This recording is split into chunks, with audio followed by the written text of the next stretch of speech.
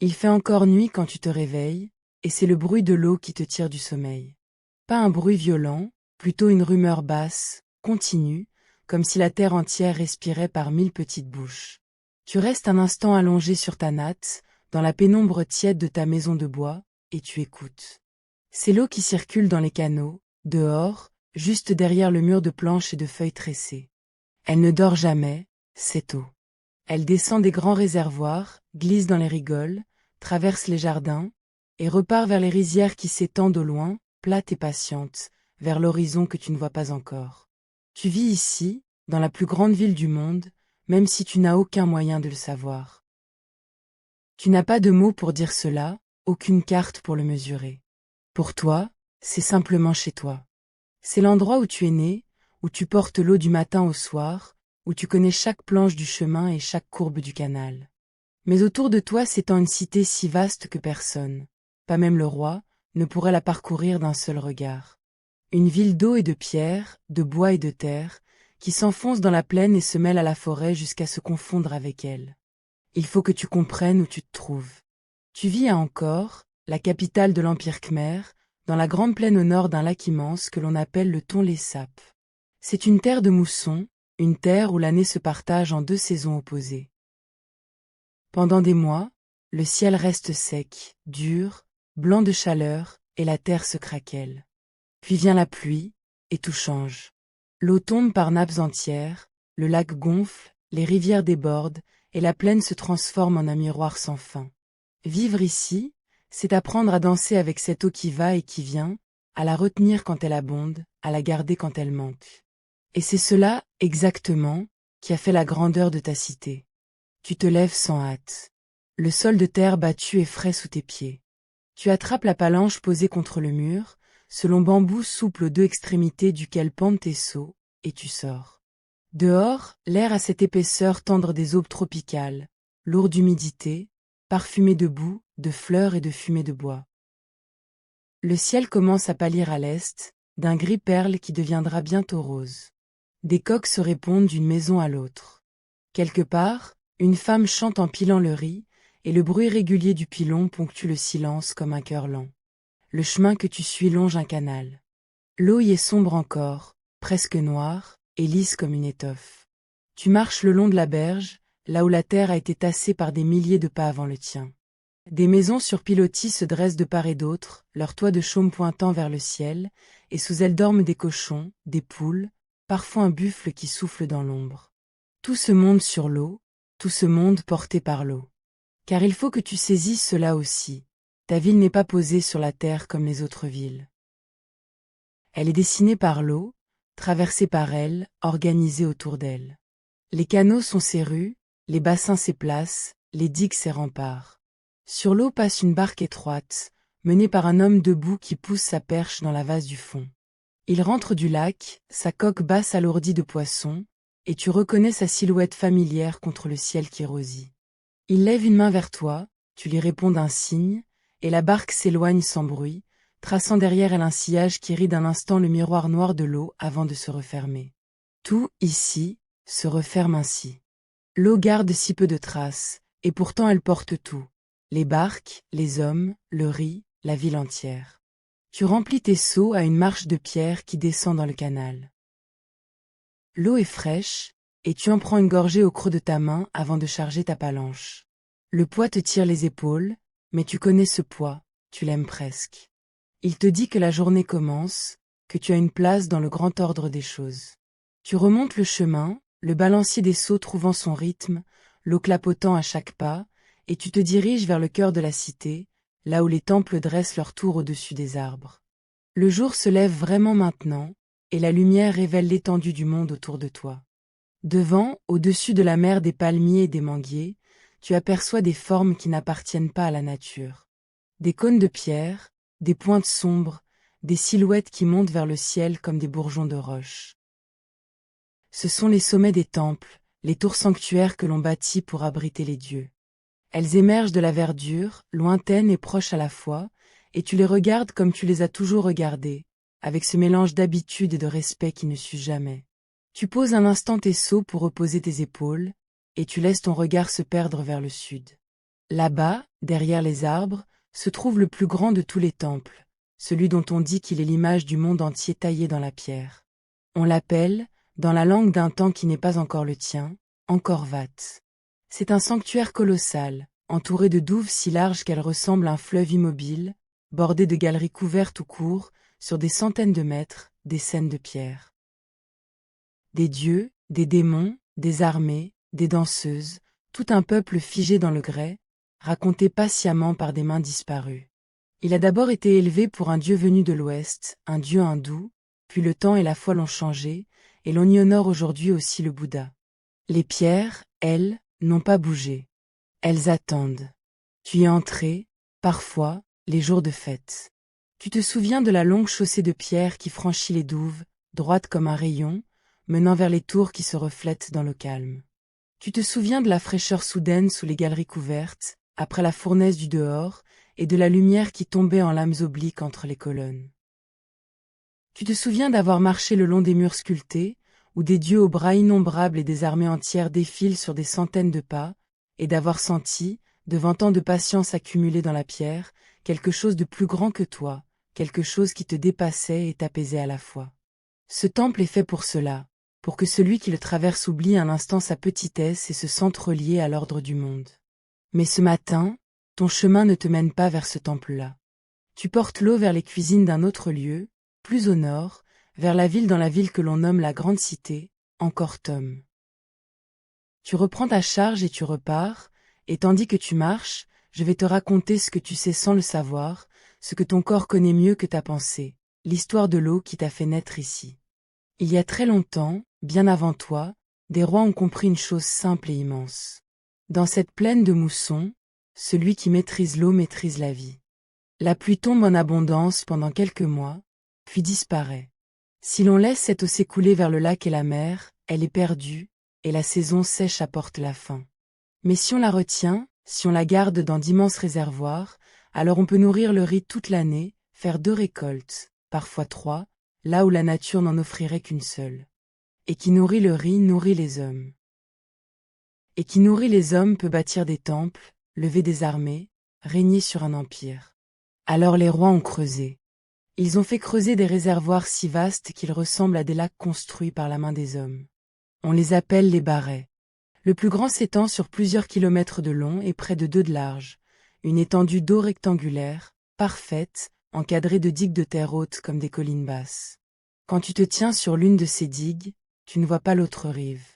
L'eau s'étire jusqu'à se fondre dans le ciel, et le vent y lève de petites vagues, comme sur une vraie mer.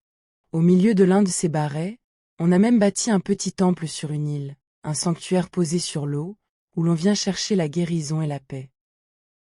De ces grands réservoirs partent des canaux, et de ces canaux d'autres canaux, plus petits, qui se ramifient comme les nervures d'une feuille. L'eau descend, distribuée, partagée, conduite vers les rizières par 1000 chemins calculés. Des digues la retiennent, des bassins la stockent, des seuils de terre règlent son passage. Tout cela, personne ne l'a inventé d'un coup. C'est l'œuvre de générations entières, de rois successifs, de paysans, d'ingénieurs sans nom, qui ont façonné la plaine pendant des siècles jusqu'à en faire une immense machine vivante, une machine faite de terre et d'eau, conçue pour dompter la mousson. Songe à ce que cela représente. Pour creuser un seul de ces grands réservoirs, il a fallu déplacer des quantités de terre que l'esprit peine à concevoir. Des milliers d'hommes et de femmes, panier après panier, ont porté cette terre sur leur dos, jour après jour, saison après saison, pour élever les longues digues et creuser les vastes cuvettes. Personne n'a gardé leur nom. Aucune inscription ne dit combien ils étaient, ni combien d'années dura le labeur. On sait seulement que cela fut fait, parce que les ouvrages sont là, parce que l'eau y a coulé, parce que la ville a vécu. Chaque digue est un monument élevé à la patience de gens ordinaires, un monument sans statut, sans nom, mais plus utile à la vie quotidienne que tous les temples réunis. Et toute cette eau, comprends-le, n'était pas seulement affaire de riz et de survie. Elle était aussi sacrée. Dans les croyances de ta cité, les grands réservoirs évoquent l'océan primordial qui entoure la demeure des dieux, et les temples élevés au centre figurent la montagne sainte qui se dresse au milieu du monde. Quand un roi fait creuser un barret, il ne nourrit pas seulement son peuple, il refait, sur terre, l'image de l'univers. L'eau qui irrigue tes rizières est donc l'eau même de la création, et toi, en la portant, tu participes sans le savoir à un geste qui se veut cosmique. La survie et le sacré, ici, ne font qu'un, mêlés dans la même eau brune qui clapote au bout de ta palanche. Tu marches dans cette machine sans le savoir. Chaque canal que tu longes, chaque digue que tu traverses, chaque bassin où tu remplis tes seaux est une pièce de ce mécanisme géant. Et toi, porteur d'eau, tu en es l'une des innombrables mains. Voilà pourquoi ta ville est si grande, si étalée, si différente des cités de pierre serrées que l'on bâtit ailleurs dans le monde. Elle n'est pas concentrée derrière des murailles. Elle s'épanouit, se déploie, se dilue dans la campagne, parce que chaque famille a besoin d'un peu d'eau, d'un peu de terre, d'un peu de riz. La ville et la rizière ne font qu'un. La cité est un jardin, et le jardin est une cité. Le soleil monte, et la chaleur avec lui. Tu sens la sueur perler sur ton dos, mais tu continues d'avancer, le pas régulier, l'esprit flottant. Sur le chemin, tu croises d'autres gens. Une vieille femme qui porte un panier de poissons argentés, pêché dans le lac cette nuit. Un moine au crâne rasé, vêtu de tissu safran, qui marche pieds nus, le regard baissé, un bol à la main. Des enfants qui courent en riant, poursuivant un chien efflanqué. Un marchand venu de loin, à la peau plus claire, qui conduit une charrette tirée par des bœufs, chargée de jarres et d'étoffes. Tout un monde se croise sur ces chemins de terre, tout un monde qui vit du même fleuve invisible, de la même eau partagée. Ton chemin te fait traverser un marché qui s'éveille. Sous des auvents de feuilles, des femmes disposent leurs marchandises sur des nattes posées à même le sol. Il y a des montagnes de fruits dont la peau luit encore de rosée, des mangues, des bananes, des fruits hérissés d'épines à la chair pâle et parfumée. Il y a des paniers de riz blanc, des jarres de saumure, des poissons séchés alignés comme des lames d'argent ternies. Il y a des bottes d'herbes odorantes, des piments rouges en petits tas vifs, des galettes de sucre de palme enveloppées dans des feuilles. L'air se charge d'odeurs qui se mêlent, le poisson et le fruit mûr, la fumée et l'épice, et le brouhaha des voix monte avec la chaleur, fait de marchandage, de rires, d'appels d'enfants. Tu ralentis le pas pour traverser cette foule, tes seaux frôlant les épaules, et tu te laisses porter un instant par le grand corps vivant de la cité, ce corps fait de milliers de gestes qui tous, d'une façon ou d'une autre, dépendent de l'eau que tu portes.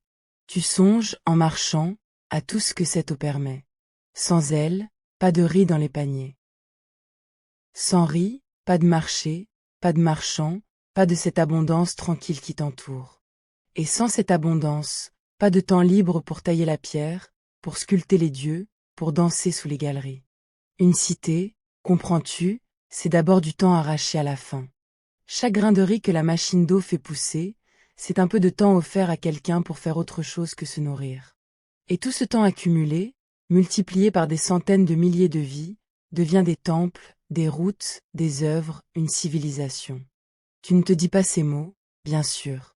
Mais tu le sens, confusément, dans la fierté tranquille avec laquelle tu portes ta charge. Tu approches maintenant de la grande cité, encore Tom. Devant toi se dresse une muraille, mais pas une muraille comme celle que l'on imagine ailleurs. C'est un long talus de terre et de pierre, surmonté de remparts, et devant lui s'étend une douve large et calme où flottent des fleurs de lotus. Une chaussée traverse l'eau et mène vers une porte monumentale. De part et d'autre de cette chaussée, alignée, des dizaines de statues de pierre tiennent dans leurs bras un long corps de serpent à plusieurs têtes. D'un côté les dieux, de l'autre les démons, tirant ensemble sur ce serpent géant comme dans le grand récit de la création du monde, quand les puissances du ciel baratèrent l'océan de lait pour en faire jaillir le nectar d'immortalité. Tu passes entre ces géants de pierre, et leurs visages usés te regardent sans te voir, le sourire éternel, les yeux mi-clos. Au bout de la chaussée, la porte s'élève, immense, surmontée de tours sur lesquelles sont sculptés d'énormes visages tournés vers les quatre horizons. Ils veillent. Ils regardent le nord, le sud, l'est et l'ouest, et celui qui entrepasse sous leur regard de pierre. Tu inclines la tête en franchissant le seuil, par habitude, par respect, et tu pénètres dans l'enceinte sacrée de la cité royale. À l'intérieur, le monde change un peu. Les maisons de bois sont là aussi, et les jardins, et les bassins, mais tout est ordonné autour d'un centre. Et ce centre, c'est un temple comme tu n'en verras jamais ailleurs, une montagne de pierres hérissées de tours, et sur chaque tour, encore, des visages. Des dizaines de visages géants taillés dans le grès, qui sourient au ciel, paupières baissées, lèvres pleines, dans une paix immense et silencieuse qui te serre un peu le cœur chaque fois que tu lèves les yeux vers eux. On appelle ce temple le Bayon. C'est le sanctuaire d'un roi bâtisseur qui a couvert le pays de temples, d'hôpitaux et de chaussées, un roi dont le nom traversera les siècles. Jayavarman, le 7e a porté ce nom. Tu t'arrêtes un moment au pied de ce temple de visage, et tu lèves la tête. Les tours montent au-dessus de toi, et sur chacune, ces faces énormes te regardent des 4 côtés à la fois. Elles ont les yeux clos, ou presque, et un sourire qui ne ressemble à aucun sourire humain, un sourire sans joie ni tristesse, posé sur les lèvres comme une eau sans une ride dans un bassin en repos. On dit que ces visages sont à la fois ceux d'un dieu de compassion et ceux du roi lui-même, mêlés en une seule figure, de sorte que le souverain veille sur son peuple avec la bonté d'une divinité. Que ce soit vrai ou non, tu ne sais pas. Mais tu ressens, sous ce regard de pierre démultiplié, une étrange paix, comme si quelqu'un, quelque part, savait que tu existais et ne t'oubliait pas.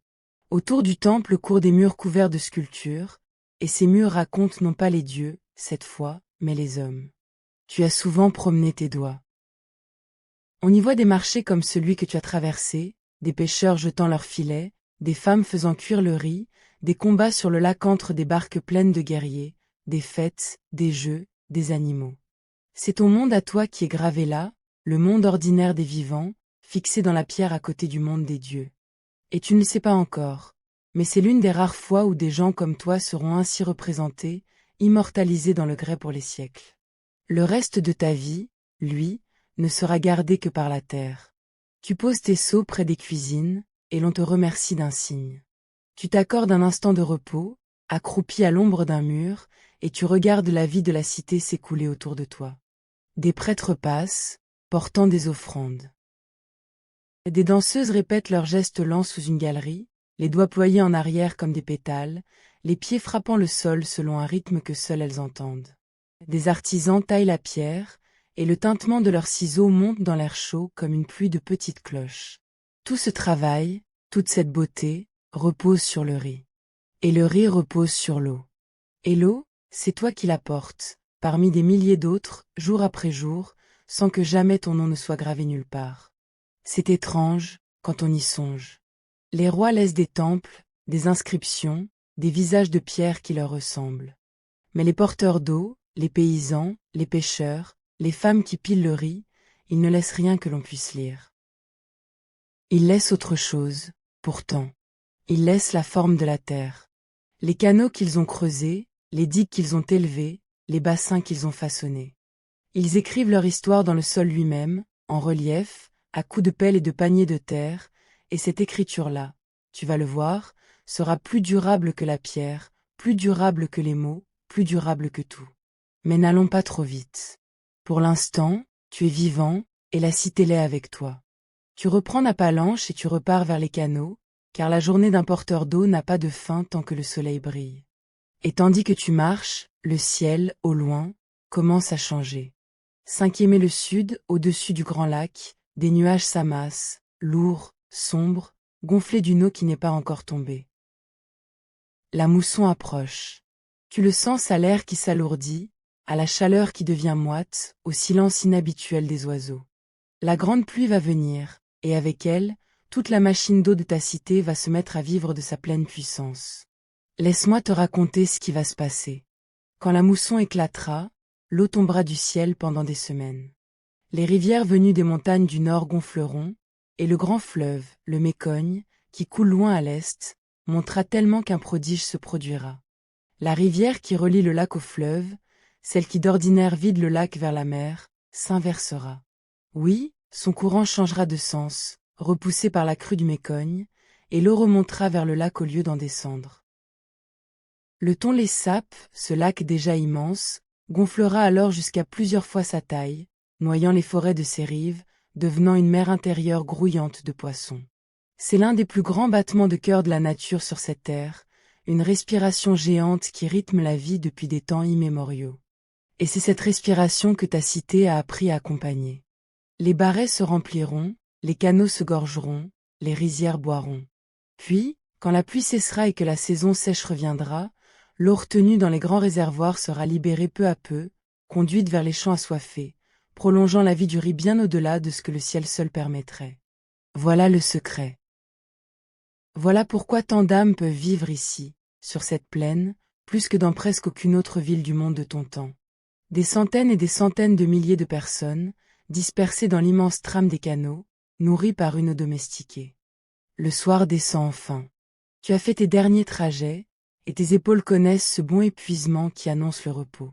Tu rentres vers ta maison, le long du canal redevenu sombre. Les premières gouttes de la mousson commencent à tomber, larges, espacées, tièdes, frappant les feuilles avec un bruit sourd. Bientôt ce sera le déluge, mais pour l'heure, c'est encore une caresse, une promesse. Tu lèves le visage vers le ciel et tu laisses la pluie toucher ta peau. L'air entre dans ta poitrine, chargé de l'odeur de la terre qui s'éveille, et l'air ressort, apaisé. Tu rentres chez toi, tu manges un peu de riz et de poisson, et tu t'allonges sur ta natte, bercé par le grand bruit de l'eau qui recommence à monter partout autour de toi. Tu t'endors. Et ici, je dois te demander quelque chose d'étrange. Tu vas continuer de dormir, mais le temps, lui, ne va pas dormir. Le temps va couler, comme l'eau de tes canaux, et il va couler longtemps. Laisse-le faire. Laisse les années passer sur ton sommeil comme passent les saisons sur la plaine. Car la suite de cette histoire ne t'appartient plus tout à fait. Elle appartient à ceux qui viendront après, très longtemps après, et qui se pencheront sur la trace que ta vie aura laissée dans la terre. Les siècles glissent. Des rois succèdent à des rois. Des temples nouveaux s'élèvent, d'autres s'effritent. La foi change encore de visage. Et puis, un jour, les choses se mettent à vaciller. On ne sait pas dire précisément pourquoi, et même beaucoup plus tard, ceux qui étudieront cette époque hésiteront à trancher. Il semble qu'un faisceau de causes se soit noué ensemble, comme plusieurs fils qui finissent par former une corde. Le climat, d'abord, paraît avoir traversé des épreuves. Les chercheurs pensent que la région a connu des sécheresses sévères, longues, qui ont mis le riz à la peine, suivies parfois de moussons d'une violence inhabituelle, capables d'endommager la machine d'eau elle-même. Les digues débordent, les canaux s'ensablent, les ouvrages se fissurent. Et réparer un réseau aussi vaste, aussi ancien, devient de plus en plus difficile. À cela s'ajoutent d'autres pressions, que l'on devine sans toujours les saisir tout à fait. Des guerres avec des voisins. Des changements dans les routes du commerce, qui se déplacent vers le sud, vers les fleuves et les côtes où circulent les marchandises du vaste monde.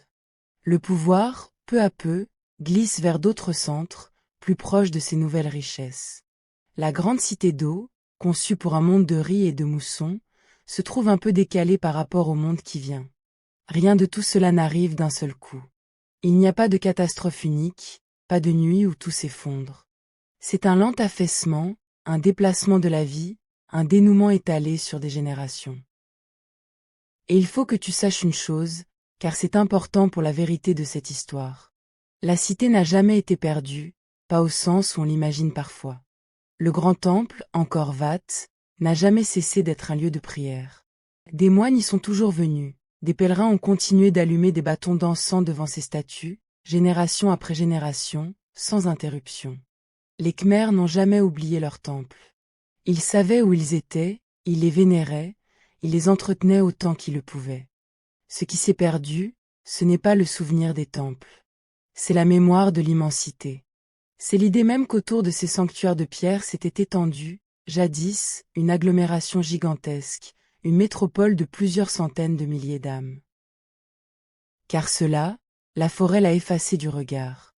Quand le réseau d'eau a cessé d'être entretenu, quand les rizières ont été abandonnées, quand les maisons de bois se sont écroulées et que leurs habitants sont partis vivre ailleurs, la jungle est revenue. Et elle est revenue avec la patience et la force tranquille de tout ce qui pousse sous les tropiques. Les graines ont germé dans les rues. Les racines ont soulevé les seuils. Les lianes ont escaladé les murs. En quelques décennies, là où s'étendaient des quartiers entiers, il n'y avait plus que des arbres. Une canopée continue, dense, refermée comme un couvercle vert sur tout ce qui avait été une ville.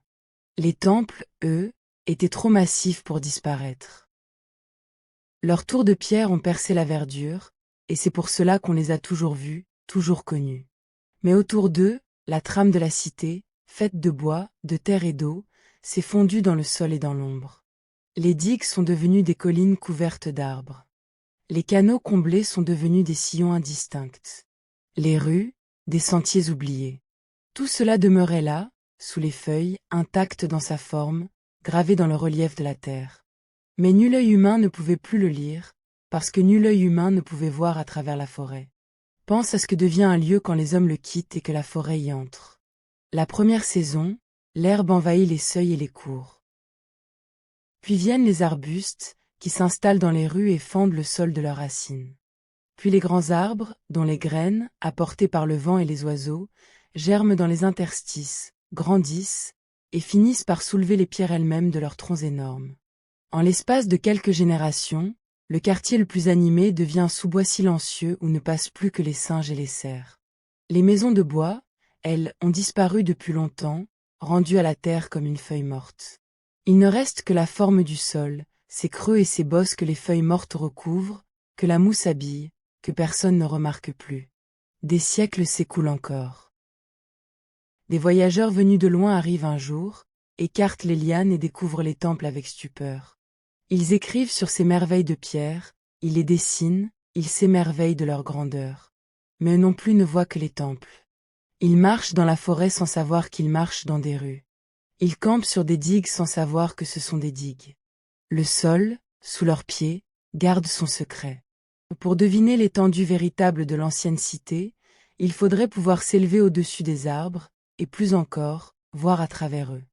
Il faudrait un regard que personne ne possède. Pas encore. Et c'est ici que ton histoire, porteur d'eau endormie depuis si longtemps, rejoint la nôtre. Car ce regard impossible, des hommes finissent par l'inventer. Pas avec des yeux, mais avec de la lumière. Avance encore dans le temps avec moi, traverse les derniers siècles, et arrive jusqu'à une époque où les humains volent dans le ciel à bord de machines, et où ils ont appris à compter le temps en fractions si fines qu'elles dépassent l'imagination. Une époque où, pour mesurer le monde, on se sert de rayons de lumière. Imagine un petit avion qui ronronne au-dessus de la jungle, dans la lumière du matin. Sous lui s'étend la mer infinie de la canopée, verte, moutonnante, impénétrable, recouvrant la plaine comme une fourrure épaisse. Depuis le sol, on ne voit rien à travers cette couverture de feuilles. Mais l'avion porte sous son ventre un appareil singulier, un instrument qui envoie vers le bas, sans relâche, des impulsions de lumière laser. Des centaines de milliers d'impulsions à chaque seconde, invisibles à l'œil, qui descendent vers la forêt comme une pluie de minuscules flèches lumineuses. Voici comment cela fonctionne, et c'est plus simple qu'il n'y paraît. Chaque impulsion de lumière part de l'avion, file vers le sol, frappe quelque chose, et rebondit vers l'appareil qui la renvoie. L'instrument mesure le temps que met chaque éclair à revenir. Et comme la lumière voyage toujours à la même vitesse, ce temps de retour dit la distance exactement. Plus le retour est rapide, plus la chose touchée était proche. Plus il est lent, plus elle était loin, plus bas. En mesurant des millions de ces allers-retours, la machine reconstruit, point par point, la forme de tout ce qui se trouve sous l'avion. On appelle cette technique le lidar, un mot fait pour dire la lumière qui mesure les distances. Mais une forêt, diras-tu, est faite de feuilles. La plupart des impulsions vont frapper le sommet des arbres et rebondir là-haut, sur la canopée. C'est vrai. La plupart, oui. Mais pas toutes. Quand on envoie tant et tant de rayons, par centaines de milliers à chaque seconde, il y en a toujours quelques-uns, une petite fraction, qui se faufilent entre les feuilles. Qui passent par un trou minuscule dans le feuillage, glissent entre deux branches, descendent jusqu'au sol véritable, le touchent et remontent. Ces rares rayons-là, ceux qui ont atteint la terre nue sous la végétation, portent une information précieuse. Eux seuls disent la forme du sol lui-même, débarrassé des arbres. Alors les chercheurs trient. Ils prennent les millions de points mesurés, et à l'aide de calculs patients, ils écartent tout ce qui appartient à la végétation, les cimes, les feuilles, les branches, ne gardant que les points tombés au sol. Et quand on ne garde que ces points-là, quelque chose de prodigieux se produit. La forêt disparaît. Sur l'image que l'on reconstruit, les arbres s'effacent comme une brume que l'on dissipe, et il ne reste plus que la peau de la terre, son relief nu, ses creux et ses bosses, révélés comme si la jungle avait été retirée d'un seul geste. On dit que le lidar déshabille la forêt. Et ce qu'il dévoile, sous les arbres d'encore, va bouleverser ce que l'on croyait savoir. Il faut que tu mesures à quel point ce regard est neuf. Pendant presque toute l'histoire des hommes, voir une ville depuis le ciel était impossible. On la parcourait à pied, rue par rue, sans jamais pouvoir l'embrasser d'un coup. Puis sont venues les machines volantes, et l'on a pu enfin regarder la terre d'en haut. Mais d'en haut, au-dessus d'encore, on ne voyait que la forêt, ce tapis vert qui cachait tout. Il a fallu cette idée presque magique, presque enfantine, pour percer le secret. Si l'œil ne peut pas voir à travers les feuilles, alors envoyons de la lumière qui se faufilera là où le regard ne passe pas, et faisons-lui rapporter, à sa place, la forme du sol caché. Une ruse de patience et de calcul, des millions de petites flèches de lumière jetées vers la terre dans l'espoir qu'une poignée d'entre elles trouverait le passage.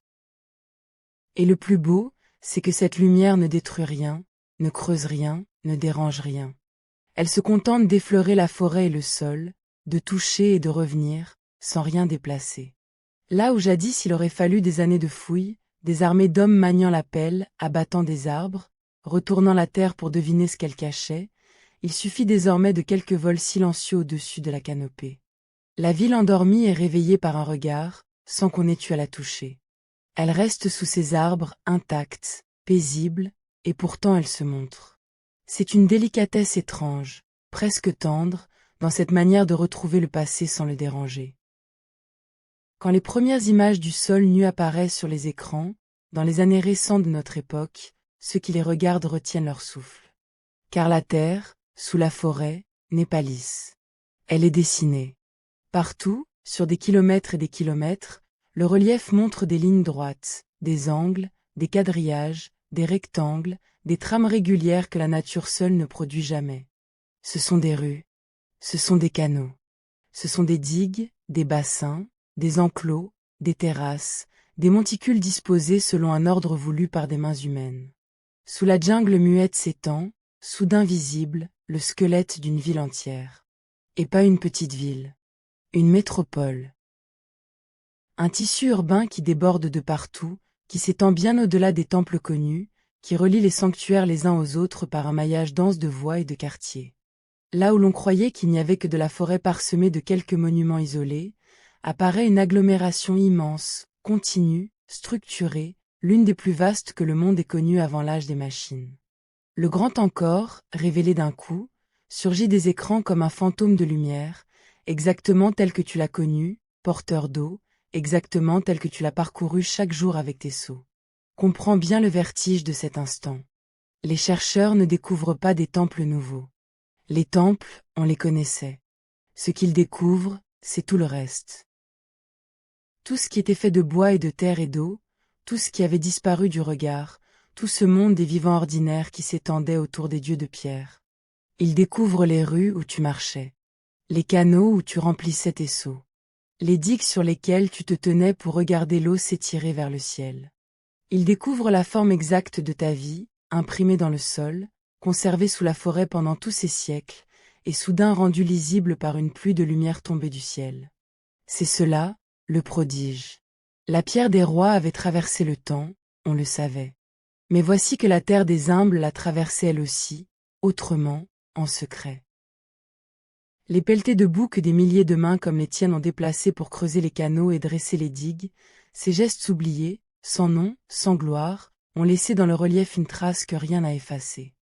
La forêt a recouvert la ville, mais elle ne l'a pas détruite.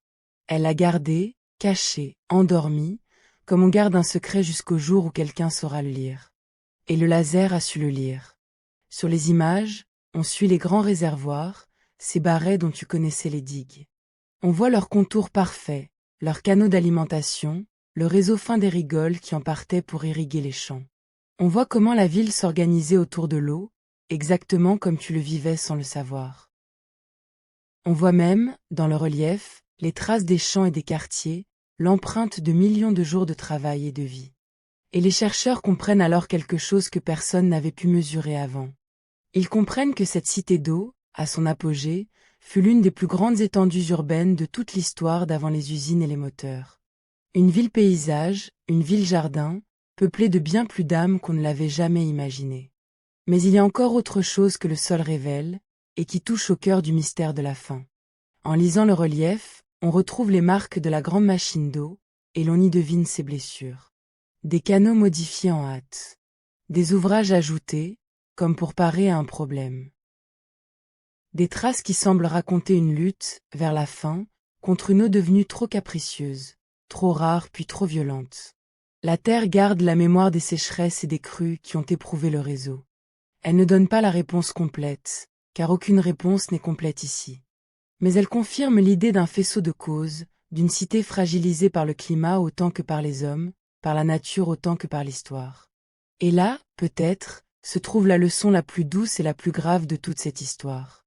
Ta cité, porteur d'eau, fut bâtie sur une alliance avec l'eau. Tant que cette alliance a tenu, elle a prospéré au-delà de tout. Mais une alliance avec la nature reste toujours fragile, suspendue à des équilibres qui peuvent se rompre. Quand le climat s'est dérangé, quand la pluie a manqué puis débordé, la merveille d'ingénierie est devenue une vulnérabilité. Ce qui faisait la force de la ville fit aussi sa faiblesse. Et cela, des humains très loin dans ton avenir le méditeront en regardant les images du sol nu, car ils sauront, eux, ce que signifie dépendre d'un climat qui change. Il y a quelque chose d'apaisant, je trouve, dans cette idée que la terre n'oublie pas. Nous croyons souvent que ce qui n'est pas écrit se perd, que ce qui n'a pas de monument disparaît. Mais voici une cité dont les gens humbles, par leur seul travail, ont laissé une empreinte que ni la forêt, ni les siècles, ni l'oubli n'ont pu effacer. Une empreinte qu'il a suffi d'un nouveau regard pour retrouver, entière. Cela donne envie de croire que rien de ce qui est fait avec soin n'est tout à fait perdu, que tout geste laisse une trace quelque part, dans la matière du monde, en attendant patiemment celui qui saura la lire. Et puis il y a la forêt elle-même, dans cette histoire, qui n'est pas seulement celle qui efface. Elle est aussi celle qui protège. En recouvrant la ville, en l'enveloppant de ses racines et de son ombre, elle a soustrait au pillage, aux constructions nouvelles, aux charrues qui auraient pu effacer le relief. Elle a posé sur encore un long sommeil végétal, une couverture vivante, et sous cette couverture, la forme de la cité a traversé le temps comme un dormeur traverse la nuit. La jungle a été, à sa manière, la gardienne fidèle de ce que les hommes avaient bâti, jusqu'à ce que d'autres hommes reviennent, armés non plus de pelles mais de lumière, pour soulever le drap des feuilles et contempler ce qui reposait dessous. Reviens maintenant vers ta natte, vers ta nuit, vers le grand bruit de l'eau qui monte. Tu n'as rien su de tout cela, et c'est très bien ainsi. Tu n'avais pas besoin de savoir que tu vivais dans la plus grande ville du monde pour porter ton eau et aimer ta vie. Tu n'avais pas besoin de savoir que ta cité deviendrait un jour une énigme révélée par la lumière pour t'endormir, ce soir-là, bercé par la mousson. Mais il y a quelque chose de bouleversant à penser que tes pas, tes gestes, ta patience, ont contribué à dessiner dans la terre une trace que des yeux lointains, des siècles après, sauraient reconnaître et chérir. Repensons ensemble à ce que tu as vécu cette nuit. Tu t'es réveillé dans la pénombre, au bruit de l'eau des canaux. Tu as porté tes seaux le long des berges, à travers une ville faite d'eau et de pierre, de bois et de terre. Tu as vu les tours des temples émerger de la verdure, et le sourire immense des visages du bâillon. Tu as compris, par ton corps plus que par ta pensée, comment la maîtrise de l'eau avait fait la grandeur d'un empire, comment les grands réservoirs et leurs canaux nourrissaient des centaines de milliers de vies. Tu as senti la mousson approcher, et tu t'es endormi tandis que le grand lac, au loin, gonflait et inversait le cours de sa rivière dans la plus vaste respiration de cette terre. Puis le temps a passé sur ton sommeil. La cité s'est affaissée sous un faisceau de causes que nul ne saura jamais démêler tout à fait, le climat et la guerre, le commerce et la lassitude des choses. La forêt est revenue et a refermé sa main verte sur les rues et les digues, sans jamais effacer pourtant la mémoire que la terre gardait de toi. Et bien plus tard, un avion est passé, et une pluie de lumière a déshabillé la jungle, et ta ville tout entière a surgi des écrans, immense, intacte dans sa forme, comme un rêve que l'on aurait cru perdu et qui revient en matin, plus net que jamais. Voilà pourquoi rien de ce que tu fais cette nuit n'est vraiment perdu. L'eau que tu portes nourrit le riz nourrit la ville imprime sa forme dans la terre, et la terre, patiente au-delà de toute mesure, garde cette forme à travers les siècles jusqu'à ce que quelqu'un sache la lire. Tu fais partie d'une chaîne si longue qu'elle dépasse l'entendement, une chaîne d'eau et de terre et de lumière qui relie ton geste de ce soir à un regard qui n'existe pas encore. Et dans cette chaîne, tu as ta place, exacte, précieuse, indéfectible. Il y a là, au fond, une douce justice. Les rois ont voulu l'éternité dans la pierre, et ils l'ont eue, en partie. Mais les humbles, eux, sans la vouloir, l'ont obtenue dans la terre, et leur trace s'est révélée tout aussi durable.